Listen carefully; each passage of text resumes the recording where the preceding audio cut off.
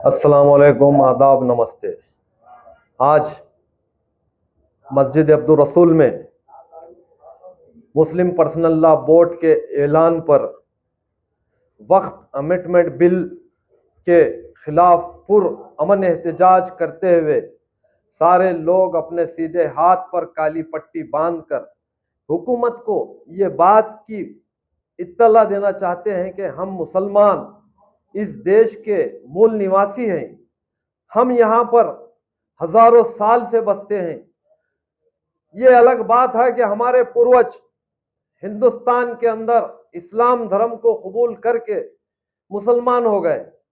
हम यहाँ के बसने वाले दरावली हैं और दरावली यहाँ पर जो है 10,000 साल से ज्यादा यहाँ की जो है मूल निवासी कौम है।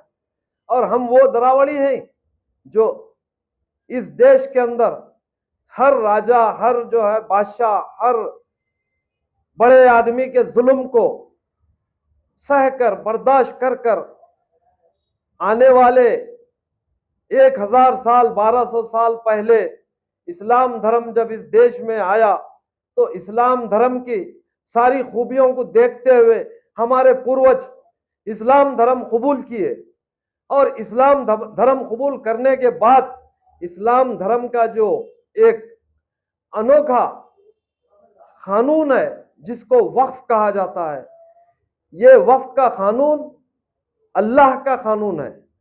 और जो चीज वक्फ होती है वो अल्लाह के लिए होती है, भगवान के लिए होती है, किसी इंसान के लिए नहीं।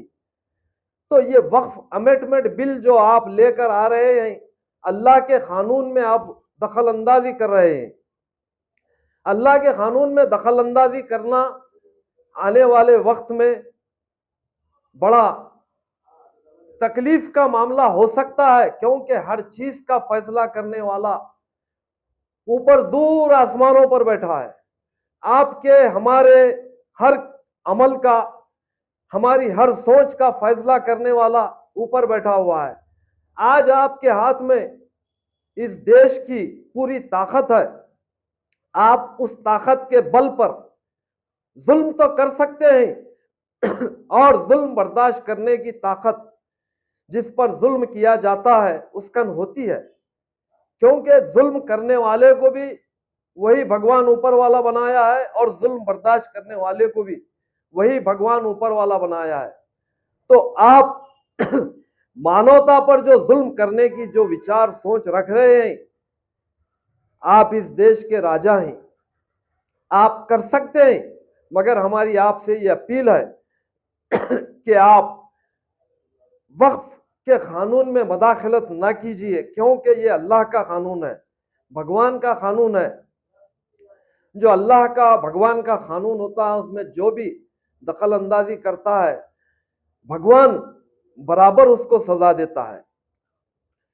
तो हम उसी भगवान से ये प्रार्थना करते हैं कि ये तेरा कानून है, तू ही इसका फैसला करने वाला है, हम तेरे ही ऊपर छोड़ते हैं। बस हम इस देश में रहकर जहां पर मजहब के नाम पर जुल्म किया जा रहा है वहां पर हम सिर्फ तुझे पुकार कर सारा फैसला हम तेरे हवाले छोड़ते हैं या रब्बुल आलमीन। मस्जिद अब्दुल रसूल के तमाम मुसल्लियान अपने हाथ पर काली पट्टी को बांधकर इस देश के संविधान निर्माता बाबा साहब भीमराव अंबेडकर के बनाए हुए कानून में जो इस देश में बसने वाले तमाम लोगों को जिस अंदाज में जीने का हक है, उस हक का हम इस्तेमाल करते हुए काली पट्टी बांधकर पुरअमन एहतजाज इस देश की सरकार के सामने अपना पुरअमन एहतजाज दर्ज करते हैं।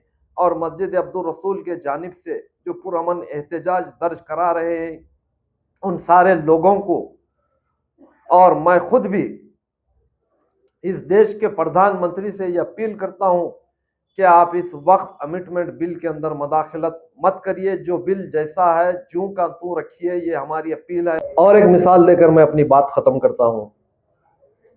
फिल्म लावारिस में खादर खान के कुछ डायलॉग थे। वो डायलॉग यूं थे जिसको अमिताभ बच्चन ने अदा किए थे। हमने सुना है कि एक राजा था जो रात के अंधेरे में लोगों को लूटता था और दिन के उजाले में उन्हीं का माल उनको वापस करता था। और आज तक हमको समझ में नहीं आया कि वो लुटेरा था क्या दयावान था।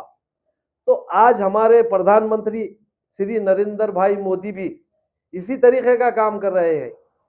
मोदी किट के नाम पर 32 लाख मुसलमानों को ईद के मौके पर किट बांटा जा रहा है एक तरफ, दूसरे तरफ वक्फ के नाम पर मुसलमानों की सारी जायदादों को लूटा जा रहा है।